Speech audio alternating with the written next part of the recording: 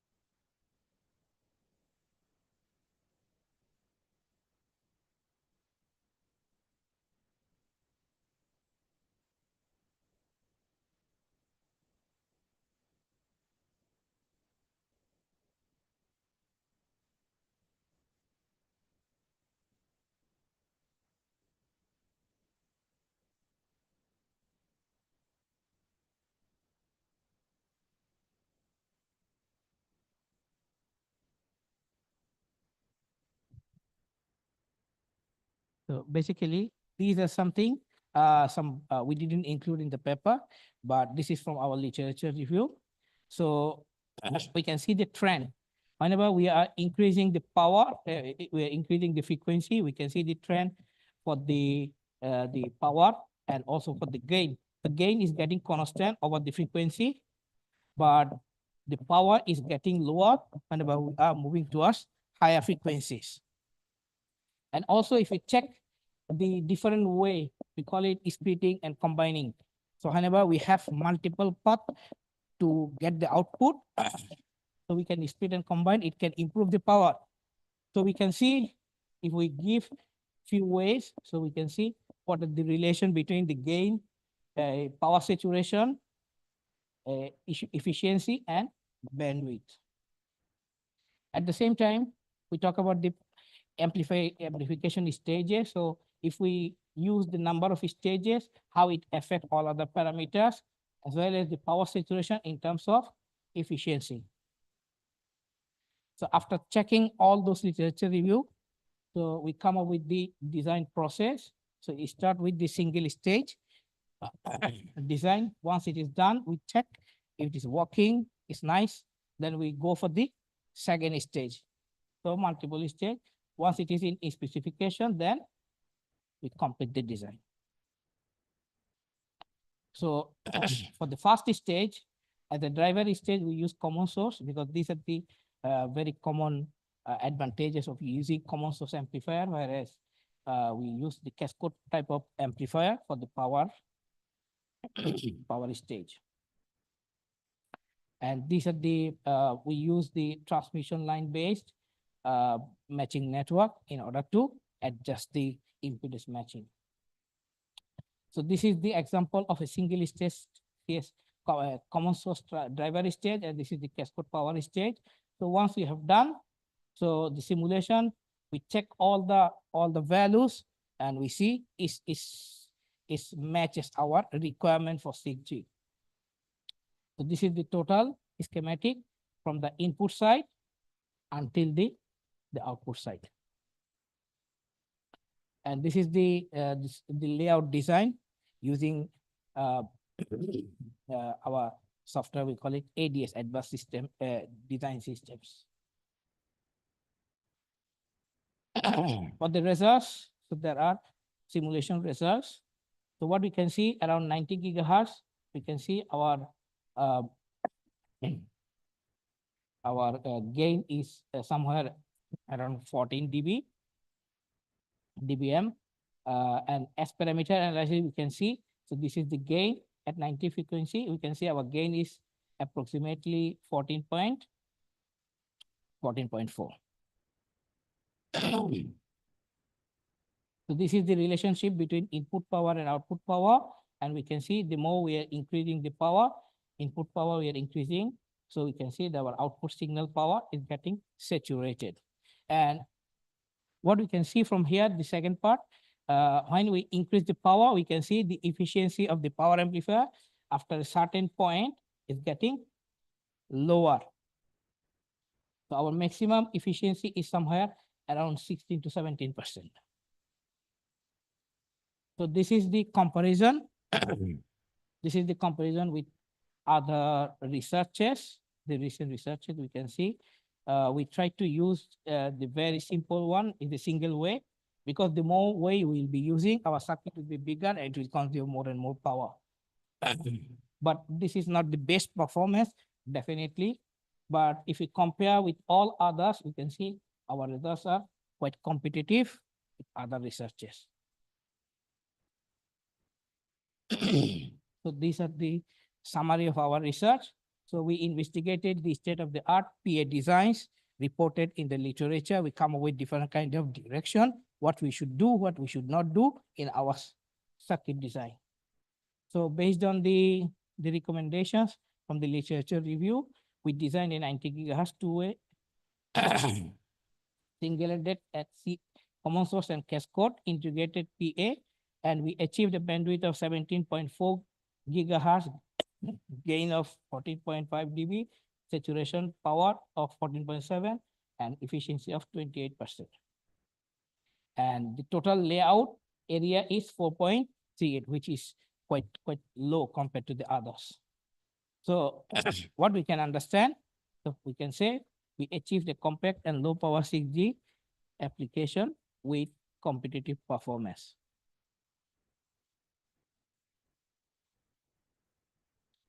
I think that's all from my side.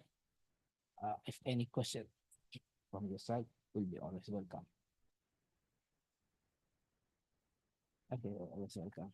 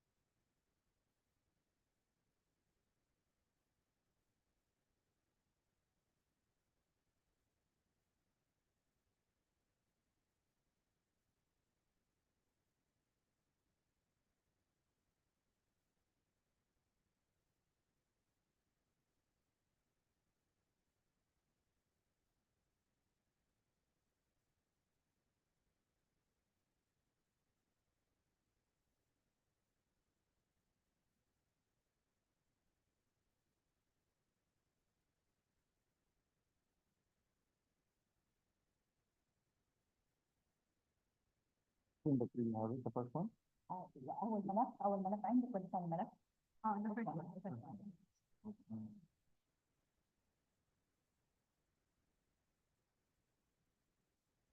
this one, right?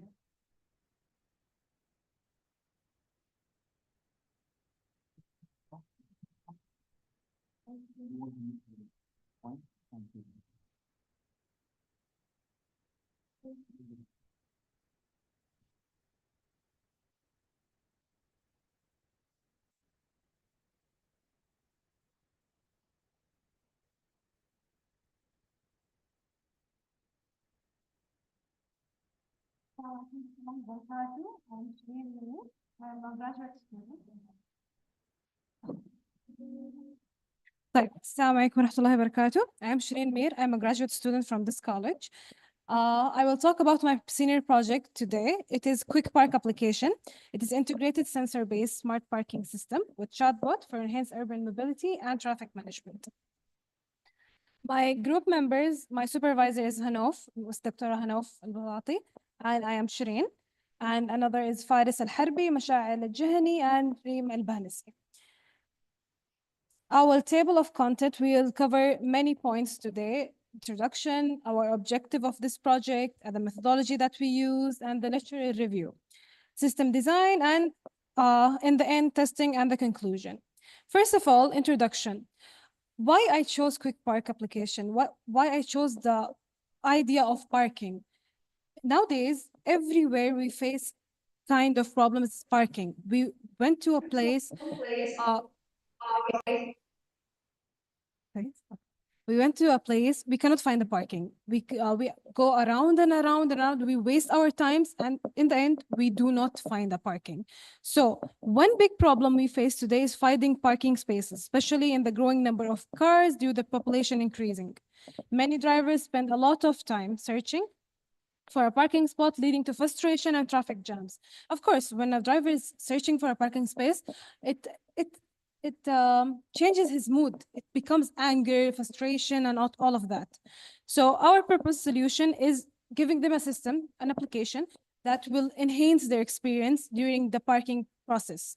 So we propose a smart parking system that uses sensors for finding available parking spot. The system will help the drivers save the time, reduce the stress, and all of that. Our application is called Quick Park application. So Quick Park application, our solution, it utilizes IoT technology to provide real-time information about parking availability, making it easier for drivers to navigate busy areas. And with the smart parking finder, finding a parking spot will be quick and hassle-free. So our main objectives for doing this project was, first of all, reduce the time, the frustrations that the driver are experiencing during finding a parking. And the last one, enhance the overall parking experience for the drivers. And the methodology that we used are many methodologies that we used. The first of one is the Agile methodology in our project. We used Agile methodology in our project due to what? Its flexibility. It involves incremental development, promoting continuous improvement. Because when we say Quick Park application, it's a senior project, it's a really big project. So we use Agile so we can increment the parts of the project. So in the end, we can just combine every part we did. So it will be the full project in our hands. Our project tools, the software tools that we used were Adobe XD. This mainly was for the design, the interface designs, and the Flutter for the coding part, the front-end part, and Firebase for the database. Dialogflow, we integrated in our system a small part of AI chatbot. So we use Dialogflow to do that. And in the part of the hardware tools that we used ultrasonic sensors, Arduinos, and server moto, and communication models like the Wi-Fi models that we have.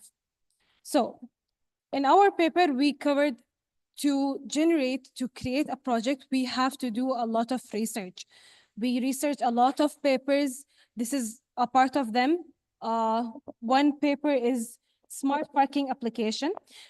As a brief description of the paper suggests a budget-friendly cloud-based app for real-time parking reservations. The relevance between this paper and our paper was to highlight the importance of advanced technology in solving parking challenges and meeting increasing demands. The difference between this paper that they explores the RFID and Zigbee SMS reservations, our project develops a sensor-based smart parking finder. We didn't use these technologies. We use a simpler one that we can create or can enhance it later on. And the other paper we talked about is application applying smart parking system with internet IoT of things. So, brief description about the paper. The SPS paper tackles Jakarta's parking challenges with IoT sensors and mobile apps. So basically, we can say they have a sensor, they have the application, but what are the relevance and what are the difference between our project? So relevance, both target the common issue of parking availability in crowded areas, utilizing sensors for spot detection and identification. The difference between this paper and our paper is our app uses sensors. The smart parking system employs IoT, cloud, and cameras for commercial parking. So after all, after a lot of research, we can choose our hardware and software tools, and about that, we created Quick Park application. So the system design, this is a really brief description about how the system or how the Quick Park application will work. So as we can see here, there is a user finding a parking. He is frustrated and a lot. So we are proposing Quick Park application. So the user will go to the Quick Park application.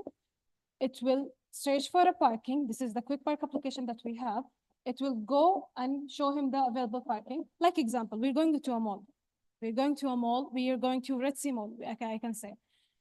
I am reaching there, there is no parking. I am moving around and around, there is no parking. So Quick Park application will make it easier for the driver.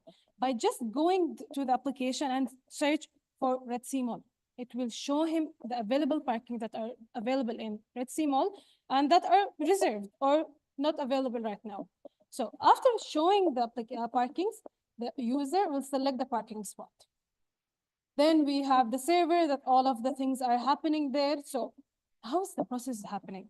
If one user is going to register or going to reserve a parking and the user didn't get there. So in the application, there is something wrong going to happen because this parking is showing it's reserved, but there is no car. So during the sensors, we have one feature that we included in the Quick Park application that the user can reserve the parking for 5 minutes or any minutes that we have, any time that we can adjust that, 5 minutes. If the user didn't get there, the parking, it's real-time data. It will update by itself that this parking now is free for another use. So of course, we have an admin will manage the parking information and handle the user feedbacks. And our main thing that will sense there is a car or not is the sensor that we said we will use ultrasonic sensors. And the database will have all the data that includes parking availability, retrieve parking information, and all that. And a small bit of AI, that is our chatbot. It's called Parky chatbot, that it will help mainly in the support section for the user, that user has any support, any problem that's facing. So we trained the chatbot to answer that questions to make it easier for the user. So this is a really small description of how our system would work. Again, okay, this is the interface design that we used. We used Adobe XD to do the designs. So this is the interfaces that we did. The sign in, log in, verify your identity, password recovery. This mainly focuses on the security part in our application.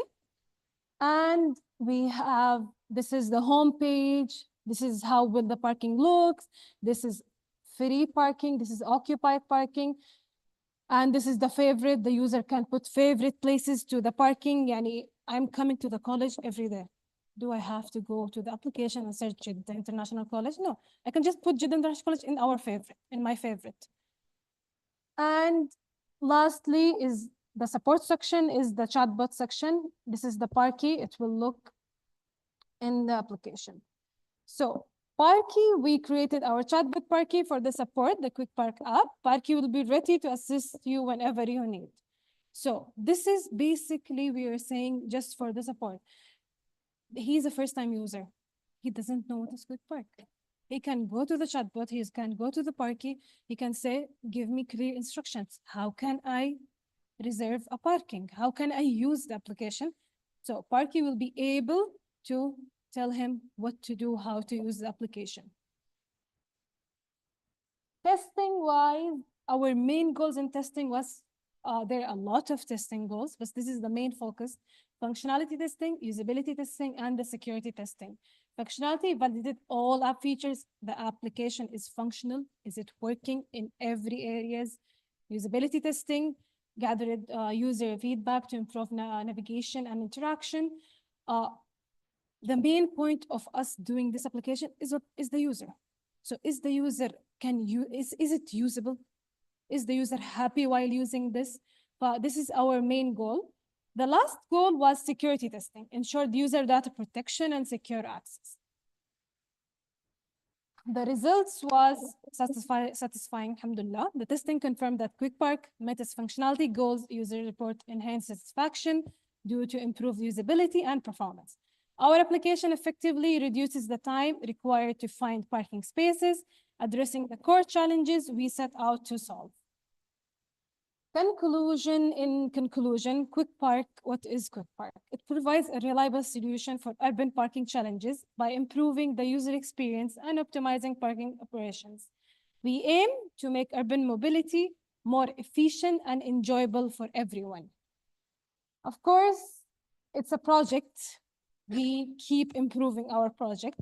So in the future work, we hope, looking ahead, we plan to enhance the Parky chatbot, our support section, by integrating AI capabilities to provide users with personalized assistance and real-time recommendations, further improving their parking experience. Sure. And thank you so much for your attention. Any questions?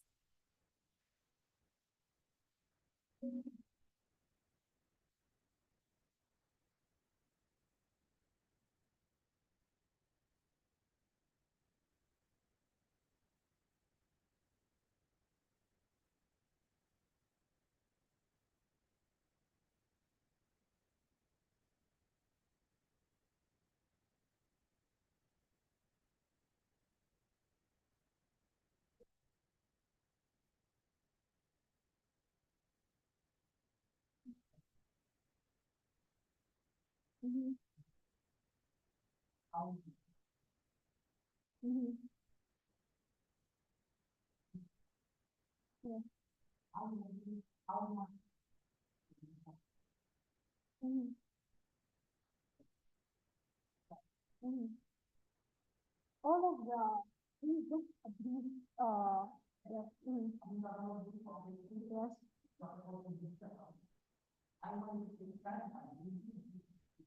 Mhm. Okay. Mhm.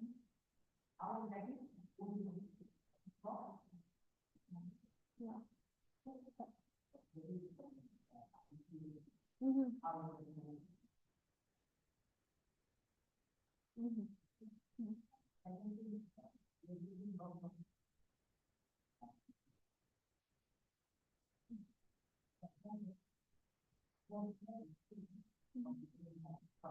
Mhm. Yes. Mhm.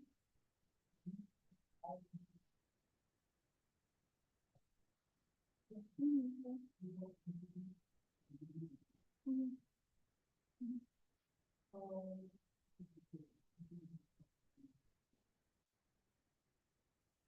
Mhm. Yes, okay. Mhm.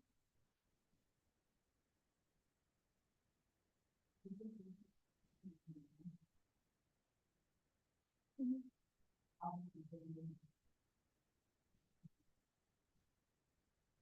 It will show in the application. In the application, in the server, everything will show. If the sensor is currently not working, it will stop. Mhm. Yes. Mhm. Yes.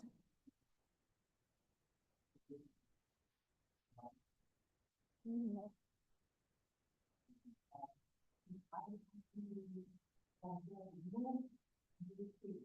Mhm.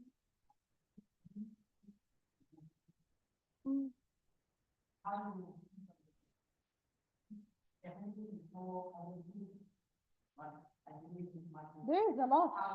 There is a lot, yes. In the presentation, I just discussed three.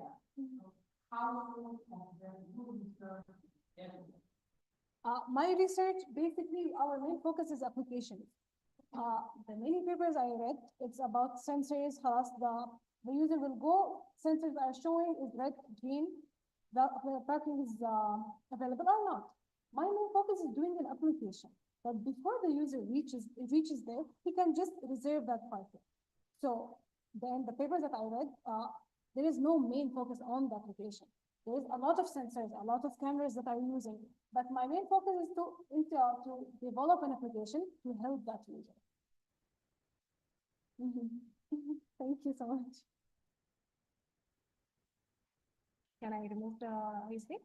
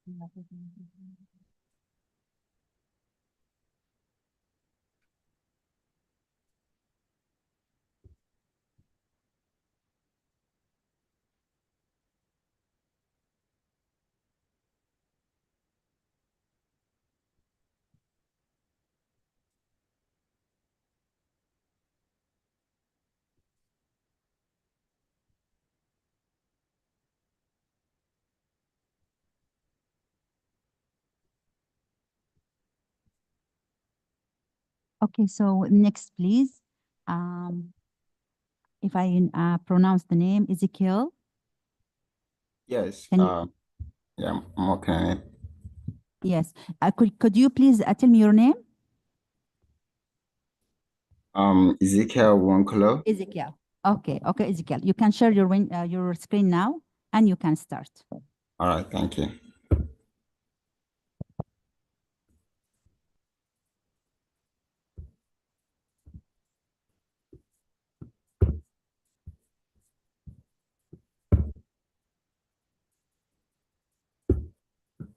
Okay, can you hear me?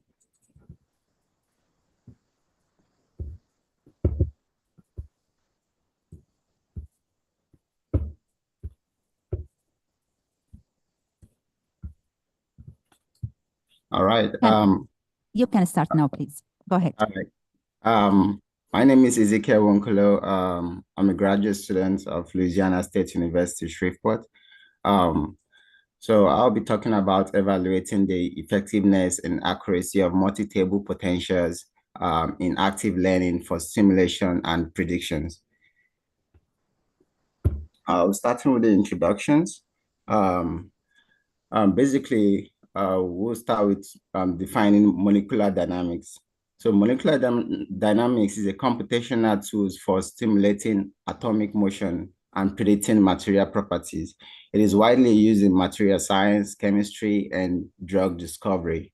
The challenges with this quantum method is that it has high computational costs. That is, for the density functional theory, it takes hours for small system to calculate. It has limited scalability for large system. And the solution I made use for this is the machine learning potentials, which shows that MTP, which is the multi-table potentials, provide a balance between accuracy and computational efficiency. Active learning allows MPTs to improve on the fly during simulations.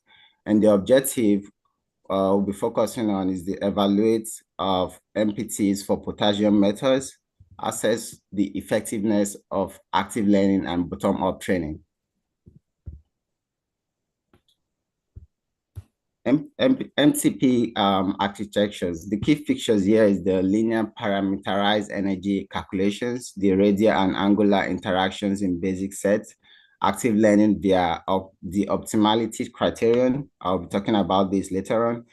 The equations used here is the total energy, the local energy contribution, the radial component, and angular component. So for the active learning scheme, the process here is that the multi-table potentials evaluate new configurations during molecular dynamics simulations. Extrapolation grade determine if configuration is added to the training set. The optimality criterions select configurations that maximize the determinant of the information metrics. It ensures that diverse and representative training data. For the bottom-up training, it starts with a smaller simulation cells, progresses to a larger ones, reduces computational costs, and improves representations. So our methodology is that the software used here is the Quantum Espresso for DFT calculations, LAMMPS for MD simulations, and Emily package for MTP implementations. And the training scheme is that the initial training of MPTs on BCC potassium configurations, active learning with parallel MD runs at varying temperatures and pressures. And the validations for this training is that we make use of elastic properties, radial distribution functions, and configurational errors, which we'll still describe later.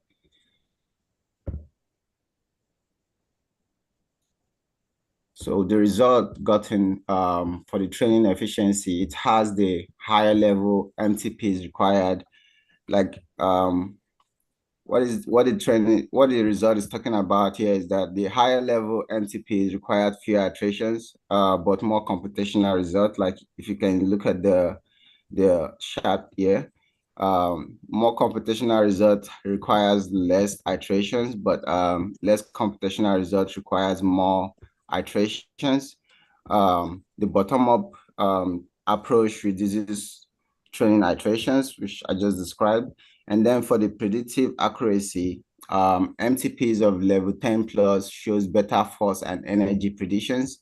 So MTP of level 10 plus shows better force and energy predictions, and lower level MTPs exhibit higher variance, especially in liquid simulations. Solid potassium predictions on elastic property. The general purpose MTP struggle with precise predictions due to diverse training data. So due to diverse training data, the general purpose multi-table potentials struggle with, precise predictions. Tailor training on strain BCC configuration improves accuracy. That is the MTP08. As you can see, it has almost closer accuracy with the DFT. So with the Taylor training on BCC, it's actually improve accuracy. So the key insight here is that specific training scheme focus on relevant configuration for the target property. The benefit is that it has higher accuracy, reduces overfitting, and improve efficiency. The practical implication here is that Taylor training improved predictions of elastic properties, liquid properties, and phase transitions. So for liquid potassium predictions, radial distribution functions, it shows that MTP shows good agreements with the DFT reference, as you can see in the chart. The DFT reference goes along with the MTPs, so that they have a good agreement with each other. But for the MTP06, it's unstable because liquid simulation due to force over prediction. So the MTP06 is not among. It started from the MTP08 down upward to like MTP14. So the conclusion here is that higher level of MTP equals to or greater than 10 are more stable and accurate.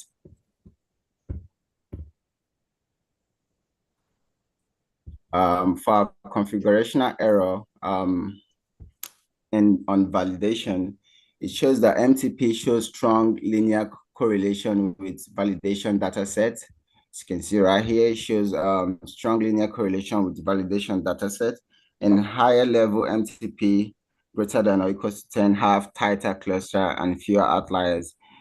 As you can see here, the higher MTP of MTP 10, MTP 12, and 14, it has a fewer outliers, but the ones with 08 and 06, they have more outliers. And so the practical implication here is that MTP are reliable for near training configuration, but struggle with extreme conditions. So conclusions for our key finding, found out that bottom-up training is effective and reduces computational costs. Higher level MTPs, higher level multi-table potentials greater than or equals to 10 are recommended for general purpose simulations. Tailor training scheme improve accuracy for specific properties, and the limitation encountered is that there is instability in lower level MTPs for liquid stimulation, and challenges in predicting precise property with general purpose MTPs.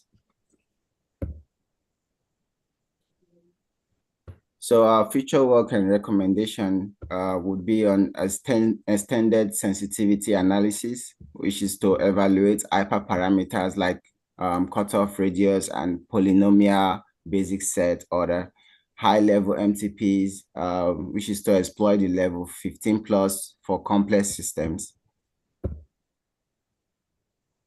Thank you, and if you have any questions. Yeah, thank you so much for your presentation. Anyone have any question?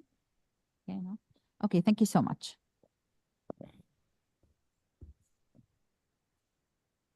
Thank you. Okay. Can we start with Dr. Maruf? Thank you very much. Yes. Let me share my slide. Yes, please. Yes, I've just shared my slide. Can you see it? Yeah, we can see it. Yeah, go ahead, please. All right, thank you very much. I want to thank the organizer of this conference for giving me the opportunity to present one of our research work on behalf of my other co-author. My name is Maruf Yinka Kolawole. I'll be here to be presenting assessment of mechanical and antimicrobial properties of die-cast aluminum scrap for contact surface applications. Yes, I will run through my presentations following these guides. Title page, which has been presented, introductions, problem statements, aim and objective, materials and method, result and discussion, conclusion, and selected references.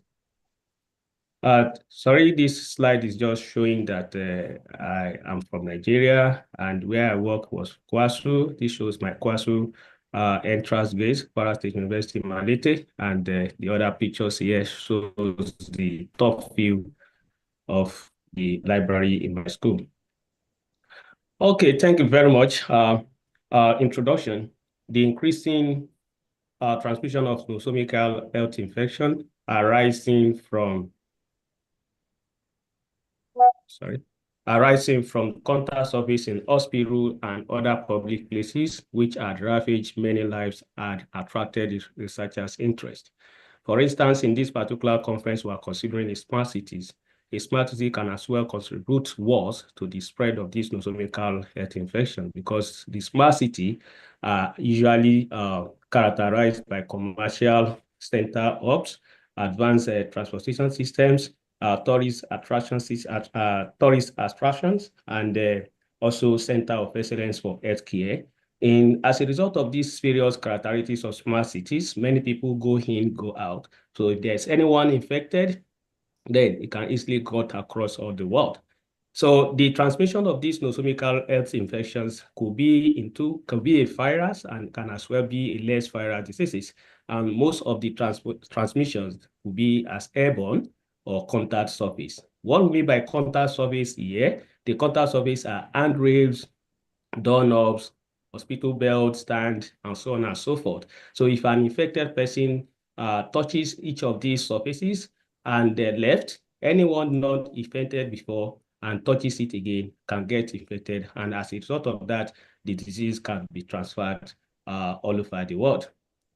So what are the researchers' efforts to curb this particular menace? Though there are various approaches that are currently being considered by researchers throughout the world, but one of those approaches is development of self-disinfectant material with adequate strength for the fabrication of contact surface application, such as handrails, door knobs, and handle. So the potential candidate material that are usually considered are the front burner of these contact surface applications ranges from silver, copper, zinc, and aluminum. But however, the silver is known to have more antibacterial properties, followed by copper, zinc, and aluminum. But the problem with silver, copper, and zinc is because they are rarely available, and if available, they are available at very high cost. But aluminum that's readily available and at cheaper rate has a lesser antimicrobial properties. So one of those criteria for material that can be used for contact surface application is that it must have a good balance of good strength, mechanical properties, and antibacterial properties. Now, problem statement. The transmission of nosocomial health infection arising from contact surface in hospitals and other public places, which had ravaged many lives, are on the increase. The current attempts of combating this menace via continuous application of sanitizer and cleaning as a temporary measure are not economical and highly efficient. Meanwhile, the development of self-disinfectant material for the construction of contact surface in hospital and other public places has been highly recommended. However, investigation on the adequate balance of strength and antimicrobial property of these metals for contact surface applications are rarely found in the literature. Now the research aim and objectives. The aim of this study is to assess the mechanical and antimicrobial properties of die-cast aluminum scrap copper alloy for contact surface application. The objectives are to, 1, develop and produce aluminum copper alloy, which copper ranges from 0 to 25% via casting techniques. Then the second objective is to evaluate the physical and mechanical properties of the developed alloy. And the third objective is to assess the antimicrobial characteristics of the developed aluminum copper alloy. Many researchers have also worked on this particular area, but most of the researchers, such as Murray et al. 2022, Idoma et al. 2019, Evans and Kafana 2021, they have also worked in this area, but most of their work have only concentrated on the antimicrobial properties of these metallic materials. Without no work has actually been seen by this author on the mechanical properties and antibacterial properties of the alloy for contact surface applications. Here, this slide is showing us the materials and methods that have been adopted in this slide. Sorry, I just summarized all the methods used here because of the time factors. So the material used for these studies is aluminum scrap and copper wire. The first thing we did on that is to try to purify the aluminum scraps and copper wire. Then after the purifications, the production of aluminum copper alloy was developed using this table that we have here, with copper varying from 0, 2.5, 5.0, 7.5, 10.0, 15.0, 20, and 25%. So after the production using the die casting techniques was done, then the SRF analysis was done on the produced samples on the aluminum and aluminum alloy in order to know the elemental composition. Then the sample was further prepared for property evaluations. In these property evaluations, it was divided into two, the physical and mechanical, and the antibacterial properties. The mechanical properties and physical property exams are density, porosity, tensile strength, compressive strength, and deflection. So this was used to actually assess the mechanical properties of the material. Then there are three microbial property assessed was the method used for the assessment of antimicrobial property was a modified broad culture method by isolating the strain, 4 strains of antibacteria, such as Escherichia coli, Klebsiella pneumoniae, Staphylococcus aureus, and Pseudomonas aeruginosa. Then these are the results of some of the experiments conducted. The SRF analysis here is showing us the elemental composition of aluminum alloy, aluminum scraps, and aluminum copper alloy. It shows that aluminum copper here has no copper. Aluminum scraps has no copper compositions. It consists of aluminum, magnesium, silicon, and iron.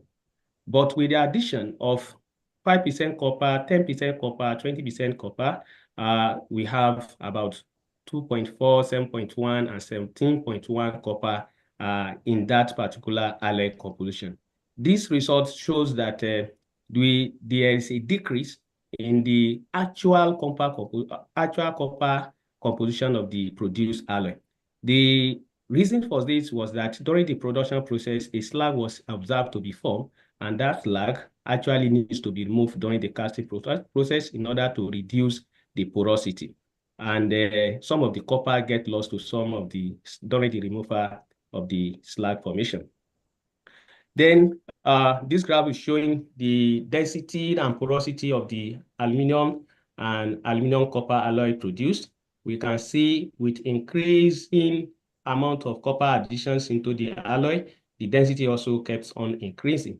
And this could be as a result of copper's density being higher than that of aluminum, because the density of aluminum is about around 2.7 grams per centimeter cube, while the density of copper was around 8.93 grams per centimeter cube. So including this copper into the aluminum alloy tend to raises the density of the alloy. The same thing applied, the same trend was also observed with the porosity, as increasing amount of copper also led to a more porosity in the samples. All right, so this graph is showing the tensile strength and compressive strength against the addition of copper that was used to form the alloy. And at 0%, that is for our control samples, for both tensile strength and compressive strength, they have both lowest tensile strength and compressive strength at non-addition of copper. But with the addition of copper into the alloy, we have an increase in strength, that is compressive strength and the tensile strength of the alloy. So, and the maximum tensile strength and compressive strength was obtained when the copper additions was around 20% weight composition. So this graph was, this data was rather compared with the literature that says the recommended tensile strength for a guardrail applications ranges from 110 to 240 megapascal. But in this results, from this result of that tensile, we are able to obtain that 200 between 170 and 200.663 megapascal. This shows that the result obtained, the result of the alloy obtained here can fit in favorably for the construction of a guardrail applications.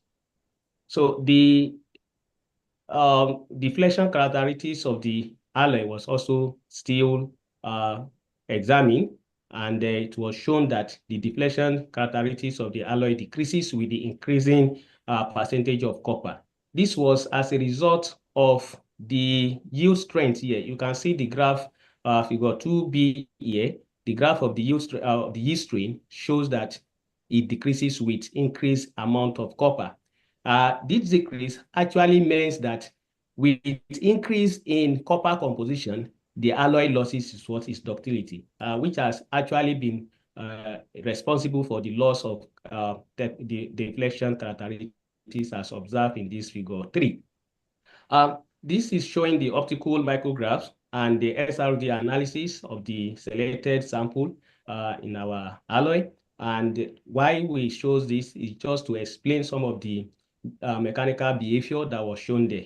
As we can see, at 0% weight copper, that is for our control samples here, we only have a one phase shown. But with the addition of 5% copper, we can see that the second phase start emerging, which was more conspicuous by when addition of that copper was increased to 10%, 15%, and 25%. However, at 15%, we can observe these black spots. These black spots here are just like agglomerations, telling us that the addition of 15% is about reaching the saturation limit of that alloy composition in the aluminum. But at 25% here, we can see some of those agglomerations are becoming more, and the track here, like micropores here, are also being formed. This micropore that is being formed here is responsible for a little decrease in the tensile strength and the compressive strength that was observed during the evaluation of mechanical properties. The enhancement of these mechanical properties can as well be attributed to the formation of this aluminum copper phase, which was observed when the SRD analysis of the sample was done.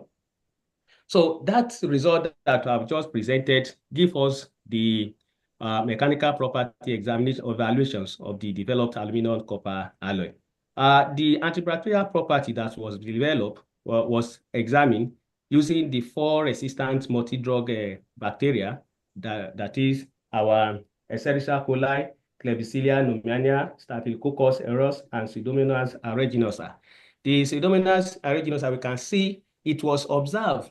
The test was conducted using 3 different concentrations. That is 50, 100, and 150 gram per mole concentrations of the aluminum copper alloy in those strain extracted from the bacterium. And we can see that at lower concentration, the aluminum copper alloy has a lesser growth inhibitory potential as compared to at higher concentration. That is, with increase in concentration of the aluminum copper alloy into the strain, it also enhances the growth inhibitory of the alloy, which means it shows a very greater accuracy, growth resistance to those particular antibacterial selected. Now, the similar result was shown in all the four bacterial strain that was examined. However, we also still went further to look at the efficacy of the growth inhibitory of each of the bacteria on the samples that was produced. Well, it was shown that for Escherichia coli, which is Escherichia coli has a less growth resistance. As in, what I mean here was that the aluminum copper alloy developed has a very greater efficacy in inhibitory the growth of bacterium in Klebsiella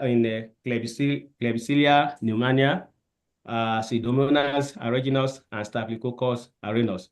But that of Escherichia coli has a more resistant, that is, proof more stubborn than others, although it has some a potential of reducing the growth of those bacteria.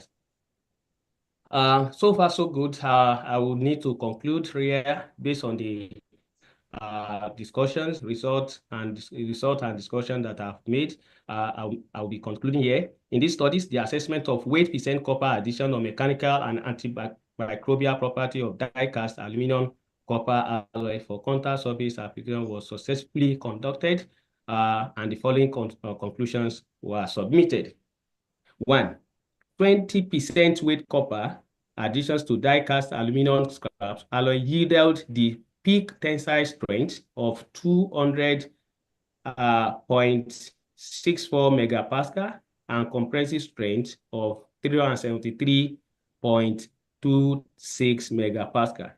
This increment at this weight percent of 20 of copper in aluminum has yielded about 533 and 80% increment when compared to control samples.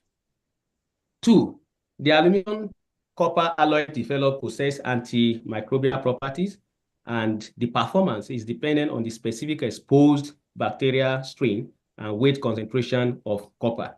The best antibacterial property of aluminum copper alloy was obtained at 25% weight percent addition at 200 grams per mole concentrations. The efficacy of antibacterial assessment of aluminum copper alloy indicated the addition of copper beyond 20% relative to control sample, within which bacteria yielded 233, 28, 141, 95, 94% antibacterial enhancement on Pseudomonas aeruginosa, Staphylococcus aureus, Klebsiella pneumoniae, and Escherichia coli, respectively. Hence, we can make this submission that Escherichia coli has more resistance to the antibacterial property of aluminum copper alloy. Finally, the aluminum copper alloy with 20% copper additions with best combination of mechanical properties and antibacterial properties, therefore recommended as structural metal for use as contact surface applications. Here are the selected references, and thank you for listening. And if you have any questions, thank you. Okay, thank you, Maruf, for your presentation. Anyone have any question for Dr. Maruf? Okay, thank you so much. Thank you very much. Yeah, bye-bye.